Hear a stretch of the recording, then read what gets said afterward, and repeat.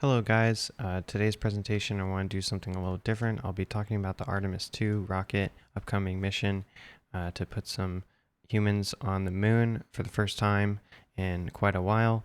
But to start it off, I'm going to start with the launch of the Artemis I rocket, which had no humans on board, and it was just for testing purposes. 2, 1, boosters in ignition, and liftoff of Artemis I. We rise together, back to the moon and beyond. I find this shot really cool because you can kind of see that the camera is almost like a GoPro mounted to the side of the thing. Well, it's not a thing, it's a giant canister of fuel and electronic equipment. Moving on, I wanted to just put this on in the background as I talk. What this is the re-entry vehicle of the Artemis I that we just saw going up. This is the sounds of the re-entry and what that would sound like. I'm just going to have it going off in the background so you can hear the beeps and boops. But the reason this current event is impressive to me is because recently CNN came out with an article that NASA has laid off over 15,000 employees due to government shutdown and recent budget cuts to the agency. And I find this a little bit disheartening as someone, is aspiring engineer and technical fellow, because, I aspire to see myself at a future at NASA, but also just I find that stuff incredibly fascinating. And I'm always following their other scientific programs, humanitarian programs specifically. My favorite one is the Voyager, because there's just something so profound about going that deep out there into space. And as we can hear some of the noises from the re-entry vehicle entering the atmosphere, I just wanted to talk about some of the tensions that are going on with the government right now. But politically, specifically, the reason why some of those tensions surround NASA is the Artemis program is a program that they've been planning for the last decade to send humans to the moon for the first time in a long time. And they've started with the Artemis I, as we hear what that would kind of sound like from inside of the entry vehicle. The Artemis II project is actually going to have humans on board, and this is going to be mission critical. This is going to be as big as, let's say, the 1969 moon landing, for instance. And I'm just going to turn that down slightly. And isn't that such a fascinating shot, cutting to that with some of the shrapnel come and just what appears to be plasma building up on the outside of the craft. Oh my goodness, such a cool shot. But moving on to the actual article, what I found also incredibly fascinating about the article itself was the budget graph here. We can see at the peak in 1965 and 1970, the budget was close to almost close to $100 billion. Sorry, almost said the T word there. But $100 billion back in 1969 was no laughing matter, and you could essentially say that John F. Kennedy basically gave NASA a blank check to get it done. And I find that fascinating too, because of some of their accomplishments and what they were able to get done, especially with the Voyager program a couple years prior, sending those probes and instruments. And that stuff is just so interesting to me, and I love the human aspect of it, the humanitarian aspect of it. The idea of lunar colonies and lunar exploration is so cool to me. Just furthering humanity in a unified way is really awesome. What contrasts that whole humanitarian ideal is the reason for these budget cuts in the first place, and that is to focus the efforts to the Artemis II program, which is interesting because it involves going back to the moon, and I think Mars even comes into play later on in the subsequent decades.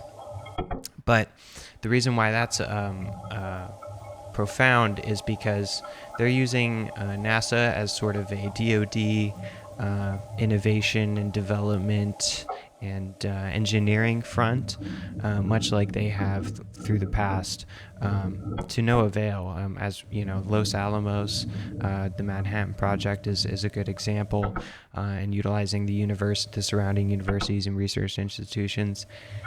And we could find some other examples of military technological development, but it comes into play here because those budget cuts are focusing on the Artemis program. Let me rephrase that. The budget cuts are focusing on every program that NASA has except the Artemis program. The Artemis program is essentially deemed immune, because that is the main mission critical priority because as we've recently heard earlier this year, China has released their ambitions to go back to the moon. As early as this February, they've started launching unmanned shuttles and testing out some of their technology. And I can pull up a Chinese article over here, which shows some of their technology and some of their goals and ambitions. And what I found really interesting, specifically this article, the China Space Report, I saw some of the citations were pretty solid.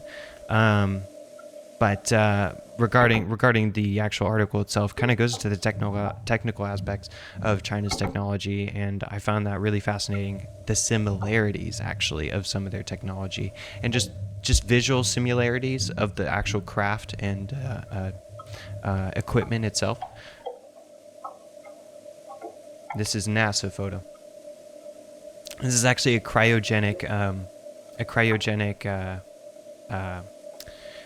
propulsion system. What this basically does is shoot out ice. It shoots out ice when it's up there in space, liquid ice, to basically propel itself through space, which is just absolutely fascinating and cool. So we're not just using rockets and it's not just like a Looney Tune commercial with some TNT and a match and fuse. Bringing that back to the article itself, I think there's some tensions there surrounding the military national security conflicts with China and wanting to try and space race China to the moon. I think it's a great thing, but I do also think there's some concerns there with bumping elbows with China as much as we like to. The geopolitical push to beat China is driving, budget and driving the budget of the agency down. I want to basically talk to my audience and question this framing. So ask, why is NASA, an agency that's basically dedicated to civilian, humanitarian, and scientific exploration and innovation, is being used and assigned roles that are used for international competition and military posturing towards China? And I think it's a little bit just kind of odd ends and contradictory and just a bad utilization of resources and taxpayer money. If we look at the Space Force that was recently stood up as recently as this decade, I find it really fascinating that those efforts that, this seems like the perfect job for something like the logistical apparatus of Space Force and the Department of Defense, in the Navy and Air Force, and all those players that would play key roles.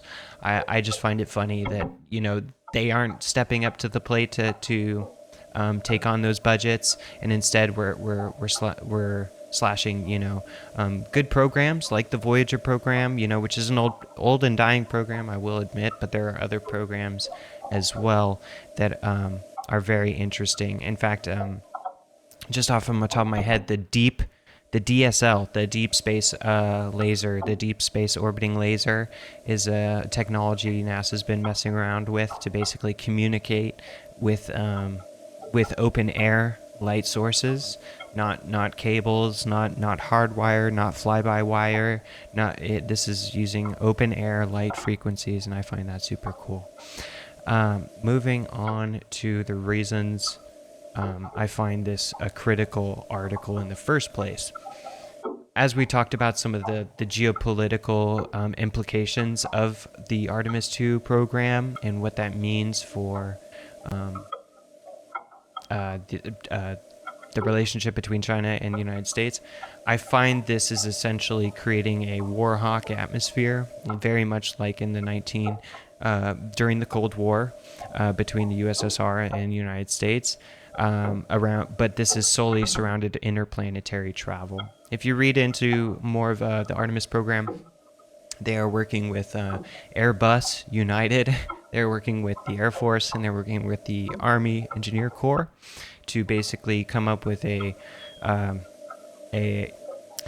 nuclear sustained fission reactor to put onto the moon and to basically create sustained power so that they can have a humanitarian settlement on the moon and be able to harvest resources and just continue to kind of widen the scope of humanitarian interplanetary travel. I think the reasons for those technologies are more devious and maybe more militant than I might be reading into. I look at it with more of a glass half full kind of lens, but obviously, if we're getting the Air Force and the Army Engineer Corps involved, there's obviously some darker implications there, which I am afraid of, and I don't condone. And that's not the reason that I, seek a future career at NASA. We should be advocating for this kind of blank check vision and effort for NASA at all times, not just at the times when we want to posture against a particular geopolitical adversary. I want to focus purely on capability of the humanitarian race, the science, and the scientific advancement, rather than allowing political budget cuts and Department of Defense priorities to cut into the scope of what could be the arc of the next 100 years, being some quite fascinating times for being a human being in terms of technology and just what that means. And just to kind of finish that off, I wanted to play the sound of the rocket Artemis I launch itself and kind of what that would sound like from a distance.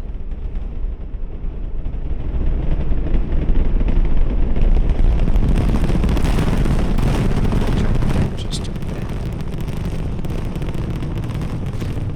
But as we know, this is a few miles off, so the sound took quite a long time to get there, dissipating through the air and all that.